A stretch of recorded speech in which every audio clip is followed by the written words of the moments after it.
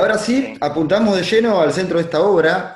La gente nazi, Eva Perón, ¿eran las convicciones propias de Eva o había una influencia política, incluso marital detrás, que la llevó a ser partícipe clave en todo esto, a pesar de convertirse, si se quiere, en un obstáculo para ciertos intereses del general? Mira, eh, la relación de Eva con los nazis se da de una manera, se empieza a construir de una manera paralela a la de Perón, ¿sí? A lo que le pasó a Perón. Eh, Eva llega a la capital federal, a Buenos Aires, siendo prácticamente una adolescente, una posadolescente, muy jovencita, una mano atrás, otra adelante, no tenía absolutamente nada, tenía prácticamente a nadie conocido acá, y por las vueltas de la vida logra contactarse con gente que la lleva de la mano al mundo artístico. Y no olvidemos que Eva Duarte salta al conocimiento público a través de su participación en la radio argentina, en radionovelas. Luego hizo algunas participaciones en obras de teatro y finalmente salta al cine, incluso como protagonista de varias películas. Pero su ingreso al mundo artístico se da a través de la radio. Lo curioso de eso es que, eh, esto yo lo cuento en el libro con mucho más detalle, eh, las dos personas más cercanas a ella en ese ámbito radial fueron primero Héctor Pedro Blomberg y luego Francisco Muñoz Aspiri. Lo notorio de esto, que lo que más nos interesa para esta historia, es que ambos, pero sobre todo Muñoz Aspiri, integraban grupos locales en Argentina eh, de nacionalistas, ¿sí? Grupos nacionalistas católicos, bastante emparentados con el ideario fascista y filonazi. ¿Sí? Esa misma gente es la que tenía, a raíz de este ideario nacionalista, cercanas relaciones con militares, también filonazis, acá en Argentina. Entre ese grupo, entre esos militares, estaba un joven Juan Domingo Perón. Eh, Así ellos se conocen, Eva y Perón, mucho tiempo antes, y esto está documentado también en cartas, sobre todo mandadas entre los alemanes, mucho tiempo antes de lo que la historia argentina nos contó. Eh, el relato oficial dice que Perón y Eva se conocieron en enero de 1944 en en una función a beneficio de las víctimas del terremoto de San Juan, eh, eh, un acto que se llevó a cabo en el Luna Park de Buenos Aires, en donde se preparó todo un escenario, un terreno para hacer de cuenta que a Perón le presentaban por primera vez a la actriz Eva Duarte. Esto no era así, hay documentación, hay cartas que atestiguan que al menos, puede ser antes, pero al menos desde 1941 ellos se conocían y ya habían entablado una relación sentimental. Eh, Respecto de las convicciones de Eva, yo no puedo asegurar que Eva Perón, inicialmente Eva Duarte, tuviese convicciones filonazis. Sí puedo decir que las necesidades y las penurias que pasaban hacían que eh, el factor económico fuese fundamental en las cosas, en sus decisiones. ¿Sí? De modo que ella pasó a ser una colaboradora de esos grupos filonazis que tenían contacto, que la presentaron a su vez con gente relacionada a la embajada alemana en Buenos Aires. Esto parece novelesco, pero lamentablemente no lo es. Está demostrado con documentos, ¿sí? Que yo presento en el libro, en el primer libro. La gente que la presenta a la embajada, la contacta con una mujer que se llamaba Gerda von Arenstorff, que estaba precisamente a cargo de una oficina de la delegación diplomática en Buenos Aires, que reclutaba agentes o colaboradores, ¿sí? En este caso mujeres. Había 3 grupos importantes en la Argentina de colaboradores con los nazis, lo cual lo transformaba a cada uno de ellos en un agente nazi, ¿sí? De ahí el nombre el título del libro, aunque hay muchísimas más, muchísimos elementos más para asegurar eso, en el caso puntual de Vita, que si querés después los tocamos. La cuestión es que había 3 grupos, uno era empresario, otro era militar, de colaboracionistas nazis, y otro era civil, que luego con el tiempo rápidamente se transformó en un grupo completamente integrado por mujeres. Eva Duarte comandó ese grupo, ¿sí? Ese grupo se conocía dentro de la inteligencia alemana como el Strohfrauengruppen, que quería decir grupo de mujeres de paja o testaferros, ¿sí? Ese fue el primer rol que tuvo Eva en la estructura nazista en la Argentina. Tener cosas a su nombre que no le pertenecían, por lo cual cobraba su parte, ¿sí? De modo tal que, insisto, digamos, yo no puedo asegurar, ni lo hago, convicciones nazis ideológicas en Eva. Sí, cuestiones que tienen que ver con lo económico, ¿sí? La Eh, colaboración, exacto, también, sí. exacto. De todos modos, una vez que Perón llega al poder, el viaje que hace Eva Perón a Europa en 1947, realmente la transforma en un agente nazi, porque cumple una doble función, una encomendada por Perón y otra a espaldas suya, ¿sí? Fuera de Sí, su conocimiento, de lo cual Perón se entera tras la muerte de Evita, ¿no? Que deriva en un sinfín de episodios en el que hubo muertos en el camino y que hasta que termina incluso con su propia presidencia, ¿no? sí, sí, sí. Todo estuvo concatenado. Pero tal vez me estoy yendo demasiado por las ramas, perdóname, No, pero no, no, te iba a preguntar justamente de alguna paradita por Suiza. sí, Sí, el tema es laberíntico, ¿viste? O sea, empezás y te empezás a abrir por las ramas y seguís encontrando relaciones. Respecto del viaje a Europa en sí, general, pero con el sí. final en Suiza, que es muy curioso, vale decir esto, digamos, Perón iba a hacer ese viaje, eh, pero como le solía suceder a él, y esto no era exclusivo de este tipo de líderes, no quería dejar el sillón de presidente libre, yéndose durante tanto tiempo al exterior, por razones obvias, ¿no? Teorías conspirativas, intentos de toma de poder, bueno, paranoia que tenían, hizo que declinara la idea de hacer él ese viaje y se lo propusiera hacer justamente a Eva. Eso se da a poco tiempo, a un año, menos de un año de estar ejerciendo la presidencia, y cuando ya se había producido esta movida de Perón de apropiarse de los bienes alemanes, de los que hablábamos antes, ¿sí? Eh, por lo cual se da una circunstancia muy especial. Empieza a quedar claro que el verdadero nexo leal entre el gobierno argentino y los nazis de posguerra era Eva Perón, no era Juan Domingo Perón.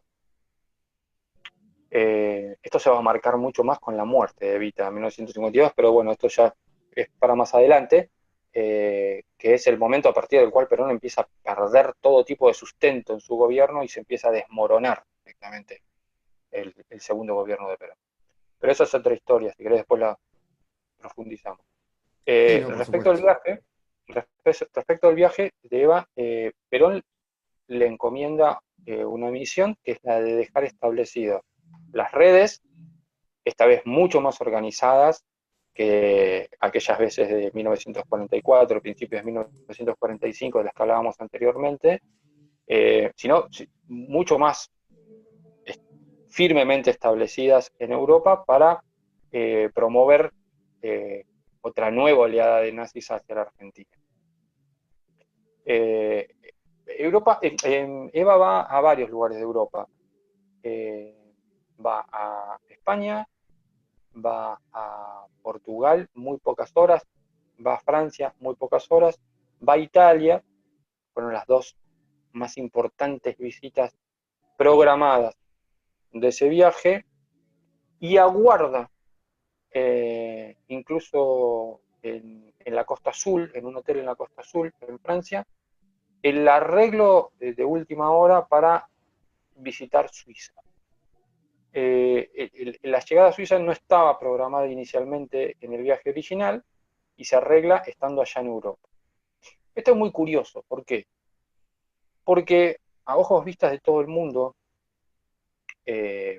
Perón proclamaba a los cuatro vientos que ese viaje era una mano extendida de la floreciente Argentina de ese momento, casi una potencia mundial, a la Europa devastada todavía por la guerra, ¿sí? Se debatía en los problemas típicos de la posguerra, ¿sí? Era lógico que fuera a los países que fue, pero si ese era el motivo del viaje, no resultaba nada comprensible que fuera a Suiza, el único país de Europa que no fue tocado por la guerra y que nunca va a ser tocado por nadie, porque todos los intereses de propios y extraños, de enemigos de un lado y del otro de la línea de combate, estaban preservados en Suiza, ¿sí? Suiza no necesitaba la mano extendida de la Argentina, ¿sí? Para ayudarla en los días duros de posguerra. De modo que ese viaje denota, ese arreglo de último momento para que Eva fuera a Suiza, denota un plan oculto, un lado B de su viaje, ¿sí? En España, obviamente se encuentra con Franco, tiene reuniones con Franco, pero lo principal es el arreglo que ella hace para establecer lo que se llamó la ruta de los conventos. En España, los jerarcas nazis, los funcionarios del nazismo que estaban prófugos, que procuraban salir de Europa, se protegían en conventos de la Iglesia Católica, en diferentes conventos, en muchos casos con nombres falsos y camuflados como religiosos. De los más importantes nazis que Eva contacta en España, estuvo Otto Skorzeny, ¿sí? Otto Skorzeny era un oficial nazi que se hizo célebre por ser quien rescató a Benito Mussolini cuando lo secuestraron, y a pedido de Hitler organizó una misión tras la cual logra rescatarlo. Era uno de los personajes más peligrosos de Europa, y allí en España Eva logra sellar un acuerdo y establecer las relaciones necesarias para que pueda venir a la Argentina, como efectivamente hizo, ¿sí? De hecho, hay fotos de Perón y Otto Skorzeny en el Salón Blanco de la Casa de Gobierno. Se consiguen, se pueden, Sí, sí, sí, sí. hasta en internet se ven. Otto Skorzeny fue uno de los principales contactados del nazismo en España por Eva.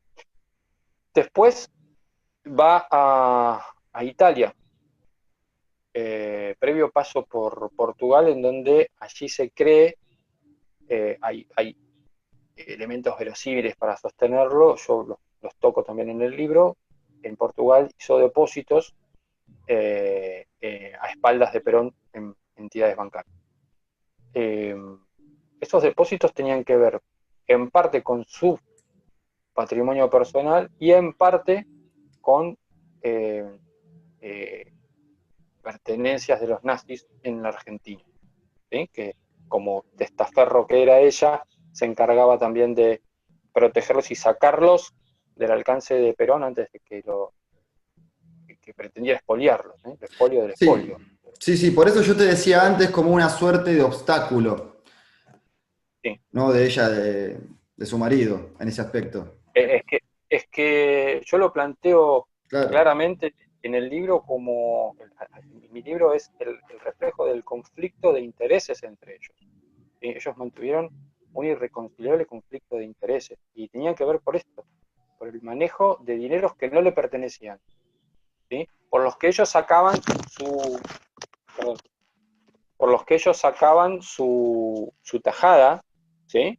Ellos sacaban su buena parte, pero el grueso de ese dinero no les pertenecía. Perón no lo entendió de esa manera. Eva Perón sí lo entendió de esa manera, entendió su rol dentro de esa estructura nazista en la Argentina, ¿sí? Eh, Así que sí, indudablemente para Perón fue un obstáculo en ese sentido, Eva. Eh, Después se da el viaje a la llegada de Italia, ¿sí? El encuentro con el Papa. El encuentro con el Papa se da de una manera muy curiosa porque se da en presencia de Eva y de Dodero. El empresario Alberto Dodero era dueño de una empresa de barcos, de transatlánticos, de pasajeros, y fue el encargado de trazar las líneas para que desde el puerto de Génova eh, prácticamente la mayoría de los nazis que escapaban de Europa llegaran hacia la Argentina. La documentación, vos cuando consultás la documentación, yo he tenido acceso a documentación en la Dirección Nacional de Migraciones, porque muchos han ingresado con nombre verdadero y de otros del que se conoce el nombre falso con el que entraba, puede uno cotejar el modo de ingreso a la Argentina, donde se especifica el barco, pero sobre todo la procedencia, ¿sí? Casi todos llegaban del puerto de Génova, casi todos llegaban del puerto de Génova a Buenos Aires. Eso se dio porque entre los pedidos de Perón a Eva para ese viaje estaba lo que dejó establecido en el puerto de Génova Evita, que fue una oficina de migraciones argentina, que estaba destinada básicamente a esto, a la salida de nazis eh, en, hacia Sudamérica y muy puntualmente a la Argentina. De hecho, eh, los funcionarios de esa repartición recurrieron a un suizo que se llamaba Franz Rufinengo, que era muy hábil hablando idioma alemán, precisamente porque necesitaban una persona que hablara alemán de tanto volumen de gente que hablaba ese idioma y que necesitaba hacer el trámite rápidamente para salir a hacer Argentina. Así que Rufinengo estaba a cargo también esa oficina de migraciones argentinas en el puerto de Génova. sí, esto es un Eh, detalle para nada menor, ¿no? Esto de no, para Génova nada menor, que estás mencionando. sí, para nada menor. Incluso ya te digo, es muy llamativo cuando vos ves la, las planillas de ingreso a la Argentina de gente como Ricardo Clement, barra Adolf Eichmann, eh, eh, Helmut Gregor, barra Josef Mengele, entre otros, entre centenares, el origen de los viajes era Génova, ¿sí? Salían del puerto de Génova. Pero en Italia además se dio otra cuestión que es muy importante para lo que vos mencionaste al principio de nuestra conversación, que era la ruta de las ratas, ¿sí? En la reunión en el Vaticano, además de acordarse este establecimiento de oficina de migraciones en Génova, en el Vaticano se da el acuerdo para dejar establecida precisamente para activar la ruta de las ratas. Inicialmente a través de lo que se llamó el Pasillo Vaticano. Obviamente por razones obvias ese nombre estaba puesto, digamos, el Vaticano era el pasillo por el que salían de Europa libremente y con las máximas autoridades mirando para otro lado, ¿sí? Estoy hablando de la Iglesia Católica, de los gobiernos de ese momento y de la Cruz Roja Internacional, ¿sí? Que era una pata indispensable en la ayuda que se le dio a los nazis para salir de Europa. Eh, en el Vaticano había dos religiosos decididamente nazis, decididamente pronazis. Uno era Alois Uday y el otro Draganovic, que fundamentalmente organizaron desde Italia la salida de croatas, de nazis croatas. Así que, digamos, ella deja establecida esa oficina allí, y antes de terminar la visita en Italia se reúne en la mansión de Dodero, que tenía en una localidad al norte de Italia llamada Rapallo, en 1947, con integrantes de la Iglesia Católica, de la Cruz Roja, con un personaje que ella presenta como un conocido, como un familiar lejano que vivía en Italia. Lo presenta inicialmente con el nombre de Luigi Bogiglio, pero no era otro más que Martin Bormann. El acuerdo entre Evita y Bormann es muy interesante, porque está arreglado fuera de los canales que ella había dejado establecidos con esta oficina de migraciones. Y esto tiene una explicación. Bormann estaba decidido, que también estaba dado falsamente por muerto tras el final de la Segunda Guerra Mundial, estaba decidido a venir a la Argentina a ajustar cuentas con Perón. ¿Sí? Bormann fue impuesto a Perón en la Argentina, y digamos, los términos de esos encuentros que se dieron, que incluso están relatados por un ex custodio de la casa de Perón que tenía en la calle Teodoro García, acá en el barrio de Belgrano, donde se producían esos encuentros, no eran en buenos términos. Y Bormann vino a reclamar la restauración de aquel acuerdo inicial de Perón con los nazis, de voy a hacer de cuenta que me quedo con los bienes alemanes, y no ajustar cuentas. Y por eso Eva acuerda por un canal paralelo al que había dejado establecido de parte del gobierno argentino la llegada de Bormann a la Argentina. Esto, insisto, la transforma realmente en un agente nazi. Y no estoy hablando, como también dijimos anteriormente, de cuestiones ideológicas, que puede ser que las tuviera. Yo no tengo cómo demostrarlo. Si bien en Francia, en su corta visita a Francia durante este viaje, tuvo un momento, un lapsus, en una escuela donde la llevaron, en una localidad marcadamente de ideas socialistas, tuvo como una especie de exabrupto, que luego tuvo que solucionar la embajada argentina en Francia para tratar de minimizar la cuestión por una serie de exaltaciones que a lo mejor hizo Eva públicamente en ese encuentro sobre la cuestión social en Alemania nazi. Pero más allá de eso, insisto, creo que las motivaciones de Eva fueron pura y exclusivamente económicas. ¿Se podría decir que gracias a ella, de alguna forma, las represalias hacia Perón, hacia el país, no fueron mayores? Es que fue así, digamos, el sostén del entramado alemán en la Argentina, el apoyo alemán menor al del año 43 o el año 45, fue posible solamente por la presencia de Eva Perón. A los hechos me remito. Con la muerte de Eva Perón se empieza a descascarar el gobierno peronista, y en menos de 3 años es derrocado. El apoyo de los alemanes ya se había ido de manera notable. Apenas empezó Perón su primera presidencia, y con la muerte de Eva se marcó mucho más. Se marcó mucho más.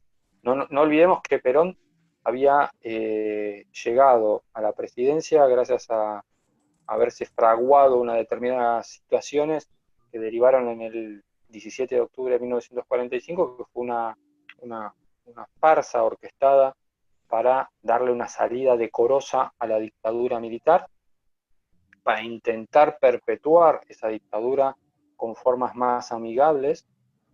De hecho, la gente ya salía a las calles a expresar su total desacuerdo con la dictadura de Farrell,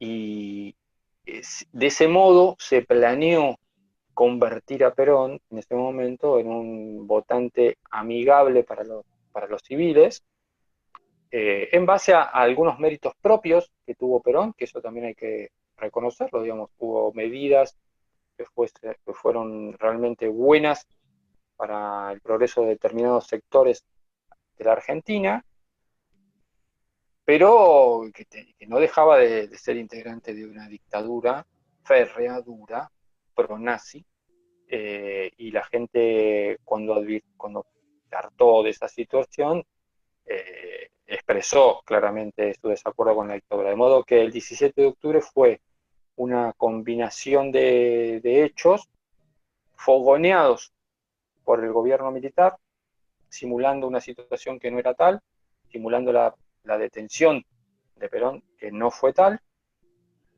y contó con esto es lo más importante tal vez, con el apoyo financiero para la que luego fue la campaña de Perón de parte de un personaje fundamental en la relación del peronismo y de Perón particularmente con los nazis en Argentina, como fue Ludwig Freude. Ludwig Freude era un empresario alemán, radicado desde hacía mucho tiempo en la Argentina, que tenía fundamentalmente dos grandes empresas, Geope y General de Construcciones, con las cuales siempre salía beneficiado de manera curiosa en las grandes licitaciones de obras públicas orquestadas por el gobierno. ¿Sí? Amasó fortunas mayores las que tenía, y llegado el caso de esta necesidad que tuvo la dictadura de una salida decorosa, fue quien aportó una cifra estimada en los 82 millones de pesos de entonces, que era una fortuna incalculable, para la campaña presidencial de Perón. Eso Pero justamente le estaba a punto de preguntar. Sí, sí. claro, claro. No, te escucho, te escucho. Sí, no, te iba a preguntar eso, que en parte fue financiado por el nazismo, parte de su primer gobierno y el segundo, y toda esta unión con Freud y el hijo, ¿no? Con Sí, Rudy. Rodolfo Rudy Freud, claro, que fue una especie de secretario privado de Perón, pero que en realidad tenía un rol mucho más importante, que fue el de ser la cabeza de una división de investigaciones eh, prácticamente parapolicial, y que tenía una comisión de asesores, que incluso tenían su despacho lindero al de Perón en la Casa de Gobierno, que fue conocido como la Comisión Peralta. ¿Sí? La Comisión Peralta porque el grupo de asesores concretamente estaba manejado en los diarios por Santiago Peralta, que era un comisario de la Policía Federal, decididamente pro-nazi, y entre sus asesores también, todos eran nazis reconocidos que había hecho entrar Perón a Argentina, que a su vez lo aconsejaban al gobierno sobre la, la, la conveniencia o no de que entrara determinado tipo de gente a la Argentina. Curiosamente, todos eran decididamente pronazis, los que entraban avalados por esa misma comisión, ¿no? Entre los que integraban esa comisión, te nombro tres. Pierre Dash era un belga que fue reclamado sistemáticamente por la justicia internacional como criminal de guerra,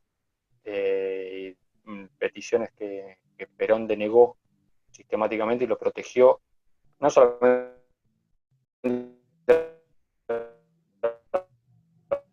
Se entrecorta un poquito.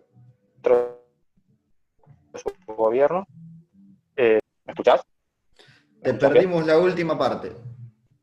En la comisión integrada por asesores que recomendaban o no el ingreso de nazis a la Argentina, entre otras estaba integrada por Pierre Dash, que era un belga colaboracionista de los nazis en su país y que había llegado a la Argentina amparado por el gobierno peronista. La justicia internacional reclamó sistemáticamente el traslado de Dash a Europa, y era una petición que sistemáticamente denegaba Perón, lo protegió en la Argentina y en su gobierno. Otro integrante de esa comisión de asesores confidenciales que respondían a Rudy Freud y en consecuencia directamente a Perón, sin otro intermediario, fue Jacques de Maillet, que fue un nazi francés, experto, entre comillas, en cuestiones raciales y de genética,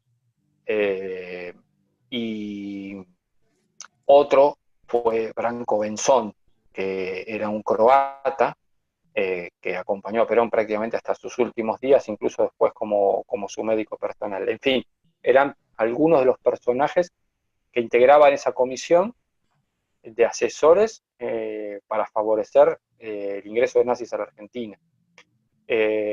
Así que bueno, era todo un combo que a mí una vez me preguntaron si Perón era nazi.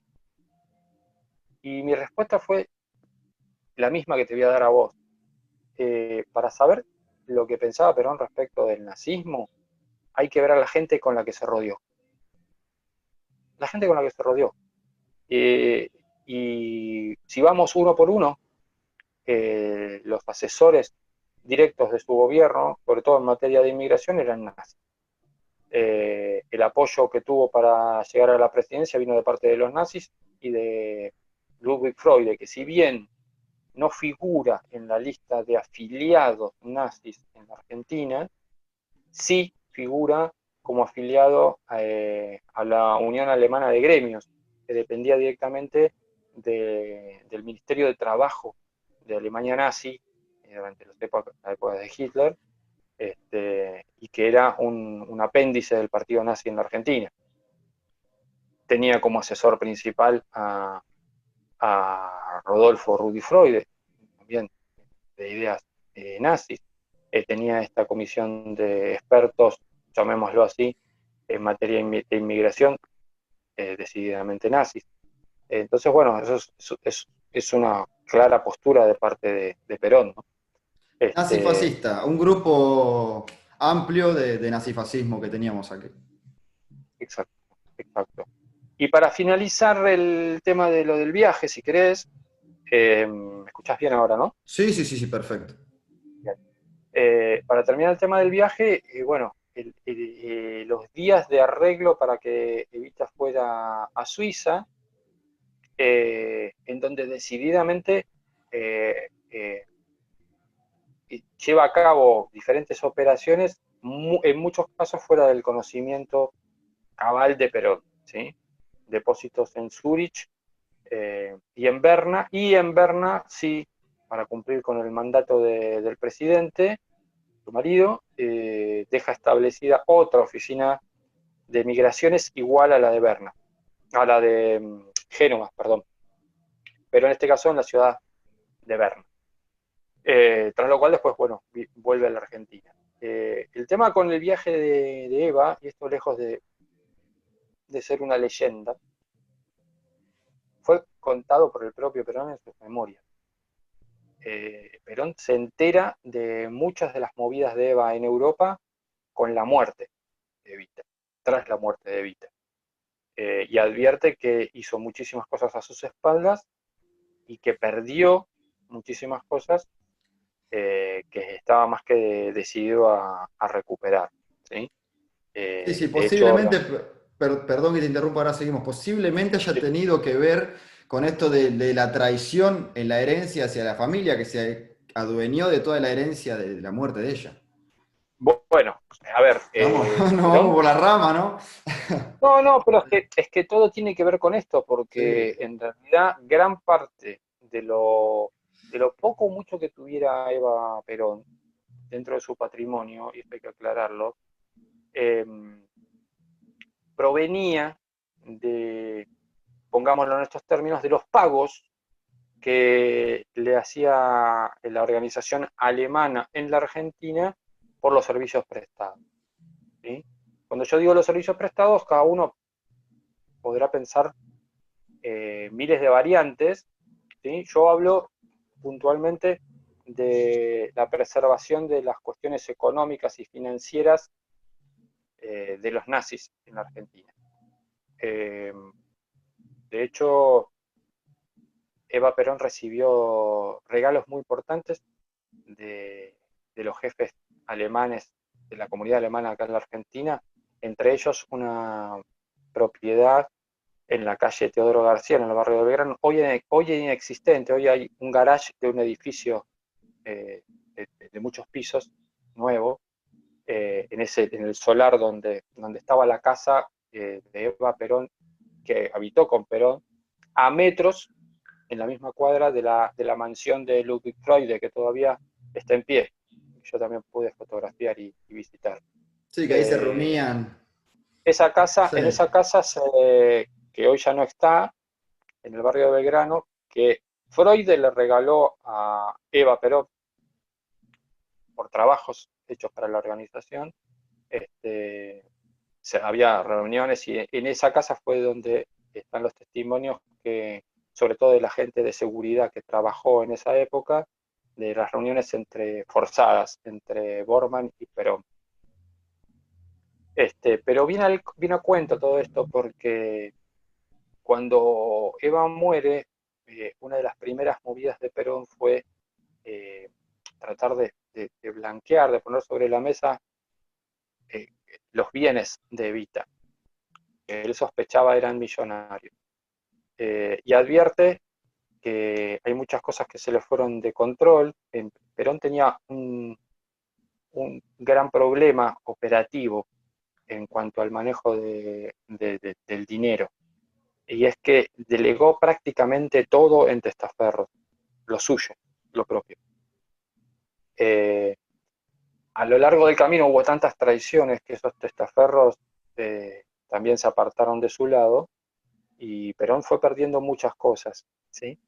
Pero tal vez lo que más le haya dolido, por su amor propio, haya sido lo que perdió del lado de Evita.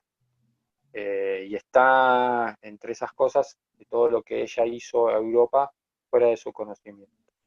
Perón activa, una vez que muere Eva, una serie de misiones destinadas a dar con esos depósitos misteriosos, ocultos de Eva en Europa, tratar de encontrar dónde estaban, tratar de encontrar las cuentas, tratar de recuperar algo que él creía le pertenecía. Eh, Fueron muchas las misiones que organizó Perón y contadas por el propio Perón. ¿Sí? Insisto con esto porque esto no se trata de ser peronista, antiperonista, ponerse de un lado o del otro, tratar de inventar situaciones. El propio Perón lo contó en sus memorias, las misiones y las personas que encomendó para ir a Europa en diferentes momentos de su vida para recuperar lo que Evita le había ocultado. El primero en ir a Europa, precisamente a Suiza, fue Jorge Antonio, que va a la sede de lo que hoy es el Credit Suisse, en, en Suiza, en Zurich, y allí se le cierran todas las puertas, ¿sí? Primero se le dijo que no había cuentas y después se le envía una carta que él tiene que entregar a Perón en la que se le dice que no pueden darle el acceso a esas cuentas, porque ellos no son titulares ni están acreditados como personas autorizadas para manejar esas cuentas, de modo tal que reconocen la existencia de estos bienes, pero le cortan el acceso.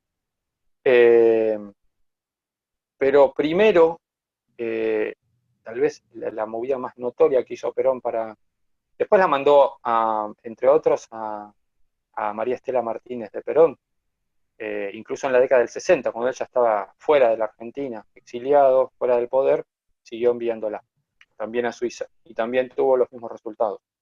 Pero lo más notorio en la búsqueda de esos bienes millonarios puestos en el exterior por Evita fue la misión que le encomendó a Cámpora, a un joven Héctor Cámpora, en el año 53, para que vaya a Europa, a los lugares donde había estado previamente Evita, con Juan Duarte, el hermano de Eva Perón, y un secretario todavía por entonces de Perón, secretario personal.